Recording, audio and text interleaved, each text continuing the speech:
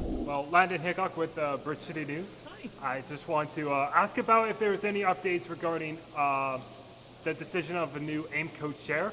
There have been rumors that Stephen Harper might be in the mix. Do you have any comment on that right now? Well, look, I mean, we won't be able to announce the person who's going to be chair until all of the contract negotiations and discussions are at an end. You have to remember anybody has another life in the private sector, and so we want to just make sure that we have the new chair secured before we announce who that's going to be. You won't have too much longer to wait. I know a lot of talk's been made recently about potential tariffs coming in from newly elected President Trump. Just how concerned are you with these potential tariffs, particularly with the energy sector, and how would you like to see the feds react to any potential tariff? Well, look, I agree with Premier Doug Ford that Canada's got to take care of Canada first, which means that we should really be talking in terms of a bilateral trade agreement.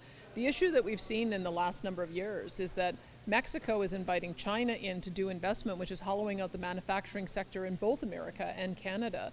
And we should just say if that's the tactics you're going to take, then you're kind of on your own in developing your own trade negotiation. We've had a good relationship with Mexico. They're our fifth largest trading partner with about $2.9 billion worth of trade, but it pales in comparison to what our trading relationship is with the United States. There's $188 billion in cross-border trade. We know that the Americans want to have a secure supply of energy, so we believe that we can actually be key in helping to get a carve-out for Canada. If we take a Canada-first approach, and we show the Americans that we're prepared to have fair trade, where we buy as much from them as they buy from us, I think that we'll be able to succeed in having a North American strategy. That's what I'm pushing for. I know that that's what Doug Ford is pushing for it as well. Justin Civic Global News, asking for Calgary here. When do you plan on starting these town halls on supervised consumption sites? What are you hoping to learn?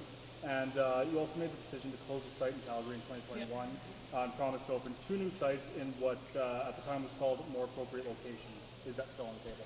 A couple things. So we do look for guidance from a community in how we approach supervised consumption sites. That's why we made the decision in Lethbridge. That's why we made the decision in Red Deer. There's going to be about a year-long transition process to find something better that's going to involve mobile units and more rapid response for EMS providers. We've already built out our therapeutic living unit at the Red Deer Remand, and we also have a recovery community in Red Deer. So you have to have a lot of that infrastructure in place before you find a replacement.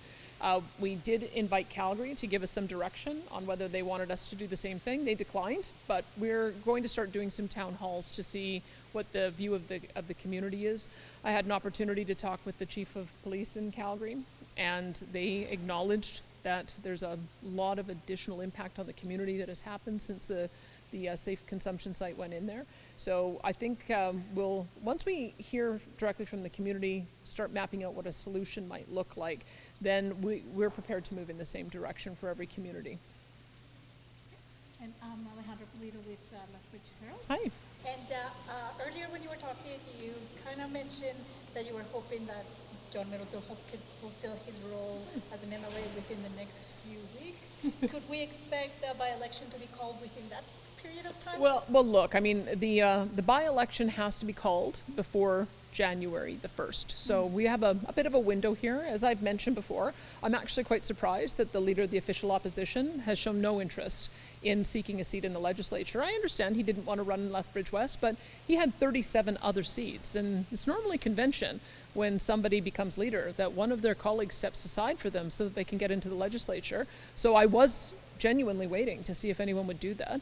They have a few more days to be able to make that decision, and if they do, we'll call them both at the same time. And then I guess just regarding here in Lethbridge, we talk a lot about the future of Lethbridge here. I mean, a lot of things going on. I guess what are your thoughts on just simply the future of Lethbridge? How's the outlook looking now, especially if perhaps you were to be in that seat? Well, one of the most important things for the citizens of Lethbridge is to have strong, effective advocacy. And that's what I intend to bring to the table when I'm elected in Lethbridge-West. I think it's critical that our citizens have those types of voices in the legislature. So for me, it's not that big of a jump in terms of, I'm already working with a number of ministers. We've already had a number of conversations about activities that will benefit the citizens of Lethbridge and the area. So I'll simply leverage those relationships. I'll be banging on their doors on a regular basis to get the resources that we need for the third largest city in the province of Alberta. That's what we'll continue to do.